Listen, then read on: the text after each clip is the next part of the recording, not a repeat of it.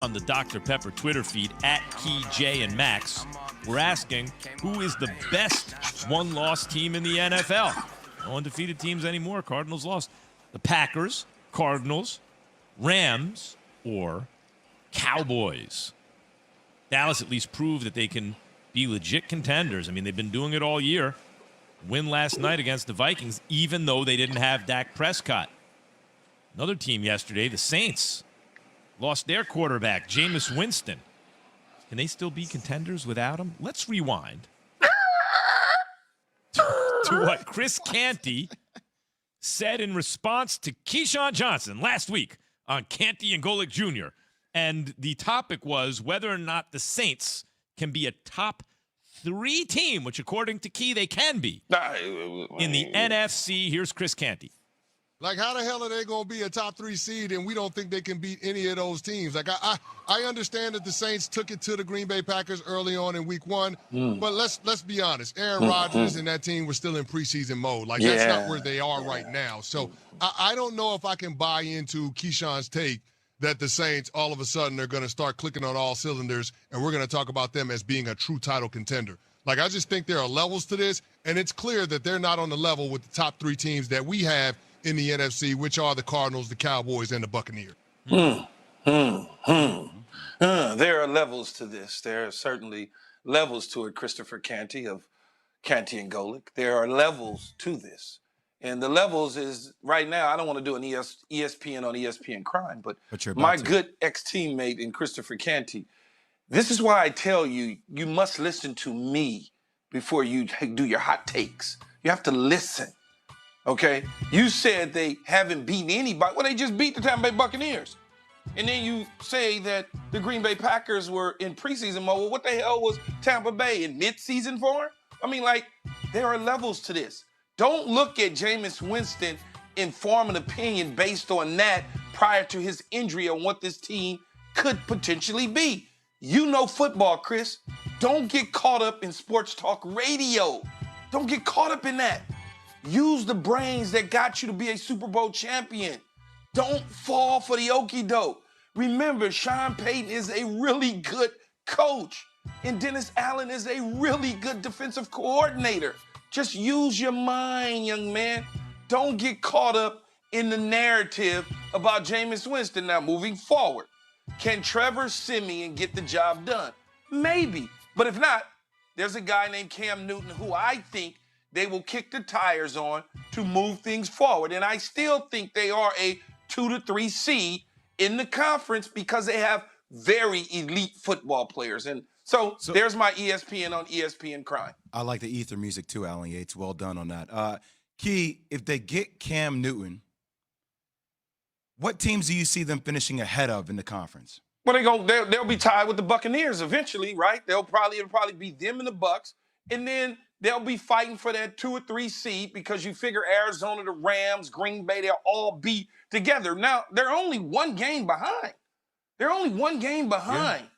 With the tiebreaker ahead on the Tampa Bay Buccaneers and the Green Bay Packers. So they've already eliminated the tiebreaker so far. They will see the Tampa Bay Buccaneers one more time. But when you look at it, you say, well, Jameis Winston, Cam Newton, that's the same thing with a better runner. The one thing that Jameis Winston brought to the New Orleans Saints that Drew Brees couldn't do was push the ball down the field, deep balls. The Cam Newton can throw it. He can throw it vertical, but running the football, he adds an extra element. Imagine if that run that Jameis got hurt on was Cam Newton. The defender wouldn't have been that close to him because Cam would have been able to get out of there and get to the sideline. Jameis got gravy boots. That's why the guy was able to catch up to him. But all I'm saying is that this team is a really good football team. We coach extremely well. This is how I've learned how to kind of decode Key's saying sometimes, because I actually think he's right as it relates to where they could end up being seated. But see, I don't take that comment, Key, and say, hey, they're the 3rd best team in the NFC or 2nd best team. That's where they end up being seated when it comes to the playoffs with the way they can hit it, especially if they get Cam. But I still think there are a lot of teams better than the Saints ultimately with a higher ceiling offensively. The Saints have a defense. They have a head coach. And by the way, not because he's your nephew, Key, but Well, Michael yes, Thomas, because he is my nephew. Michael Thomas, like, let's not. 2 years ago, he was the best receiver in the game. He's still going to be. He's still going to be one of the best when he comes back healthy. So when you get a weapon like that back, and you've been missing it the whole time, that's such a big part of your offense. The reason receivers get paid, Can I say, like quarterbacks, left tackles, defensive ends, and receivers and corners get paid because those are the elite performing positions. When you take that guy off your team, it completely changes the offense. And Kamara's been doing great, and the defense has been doing great, but that should make them better. But, Key, I say all that to still ask the question. In terms of who the best teams are, if someone said, where are the Saints, I would say 5th to 6th in the NFC because I like the Rams. Yeah, that's fine. The Packers, the Bucs, the Cowboys. Cardinals, and then probably the Saints, right? Yeah. Like, so... Yeah. Why do you say 3rd seed? That's what I think people want to know. Because when you win the division, and you're probably going to be up there, you got to win the division. Right. They're probably going. Look, the Buccaneers are ahead of them because the Buccaneers played one more game than them. Mm-hmm. So don't look at the playoff standings. The Buccaneers played one more game than them. Mm-hmm. So the Bucs are on a bye. The Saints will catch up to them because they'll play the game. So now they'll both be playing 8 games versus 7 games. You look at from that standpoint, you win the division. You're going to finish either 1 of 4 if you win the division. And I got them winning their division.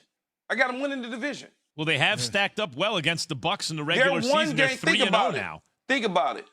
They're 1 game behind the Arizona Cardinals, the Dallas Cowboys. They're 1 game behind them. But really, the team to look at is the Bucs because the quickest way for them, as you said, Key, to be a top seed, a top 3 is to win the division. They are now. We have the numbers on the screen on ESPN2 right now. They're 1-3 against the Bucs, but the one loss was in the playoffs, right? So I don't know about when it matters most. One loss was in the playoffs. I'll take Brady, but they're 3-0 in the team. Right, they're 3-0 in the regular season against the Bucs now. They lost in the playoffs. It's hard to beat a team 3 times. That we all know that played. Yeah. But they played the New Orleans Saints when Drew Brees was at the end and had barbecue ribs. Michael Thomas wasn't himself. He had 2 bad ankles. And Alvin Kamara had missed some time because of COVID situation. So when you start to look at that, you're like, okay, I see how they took it to him, and it made sense. But when I'm talking about just this year alone, I knew that the New Orleans Saints was going to give Brady and the Bucs hell in New Orleans. That's why I said what I said. When you look at it saying, well, how can they finish 2 or 3? Well, because they're a good football team.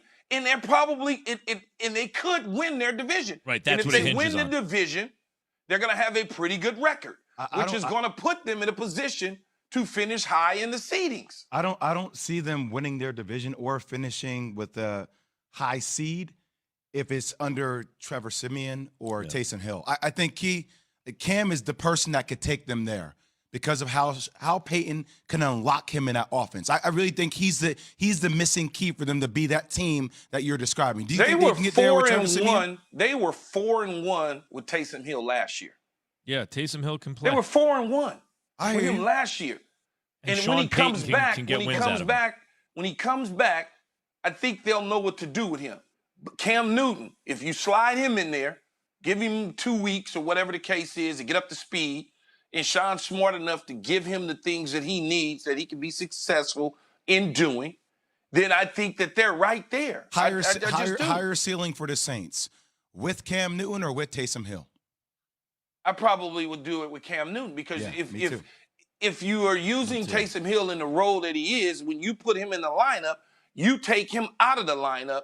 Then by having the quarterback, having him as your full-time quarterback, he doesn't get to do all the other things that you paid him to do. Yeah. When you insert him into the lineup with a Cam Newton, imagine how strong that could be. As you look at the schedule moving forward, they got the Falcons, they go to the Titans, they got the Eagles, the Bills, the Cowboys. They get the Jets, the Bucs, the Dolphins, the Panthers, and the Falcons to lead with. I'll play win-lose. They're going to beat the Falcons. I'll toss it up. I'd probably say that they lose to the Titans. I'll give them 3 straight wins. I'm going to give them the Falcons, the Titans, and the Eagles. And then I'm going to have them lose to the Bills. I'm going to have them beat the Cowboys, beat the Jets, lose to the Bucks, beat the Dolphins, beat the Panthers, beat the Falcons. If you do those numbers, that puts them right in the position. Two more losses. That puts them right in the position to Let's be able to be the second or the third seed. Let's say this. I think with Trevor Siemian, if they need 2 more weeks with him, if they brought Cam in right away, and he could go 1-1. Yes. Like, let's say they lose to the Titans. Yes, give them that. They go 1-1. That's holding down the fort. And then Teddy Bridgewater was 5-0 with this team. Yes. Bridgewater's a nice quarterback. He's not a 5-0 type quarterback. He's a nice quarterback. Because Sean Payton, to Key's point, if you give him competency under center, he'll know what to do with it, and they got a defense. Yeah, look, anywhere from 3 to 6, Key, I agree. 3 is possible, maybe a little bit of a reach. They have to win the division. You got to win the division. I think 6 is more likely, but somewhere in the top half dozen in the NFC. Tune into ESPN Daily Podcast, bringing you a deep dive into a single story from one of ESPN's hundreds of reporters, presented by Supercuts. Download, subscribe, and review ESPN Daily, available wherever you enjoy your podcast. We're presented by Progressive Insurance. All phone guests join on the Goodyear hotline. We will continue this conversation. Max. Yo. There are levels to this. There are levels to this. There's levels to Meek this. Mill said. Plus, why Key thinks this team might be better. I don't know why you're playing that horn. By the way, Jay-Z won that Ether takeover battle, too. This team might be better without their current starter. You're just showing that horn says, I'm under a certain age. That's all that says. That's next on ESPN Radio. See, he did it again. The ESPN app and ESPN levels 2. to this. Levels. We started to write off Pittsburgh too early once again. All offseason, all I heard about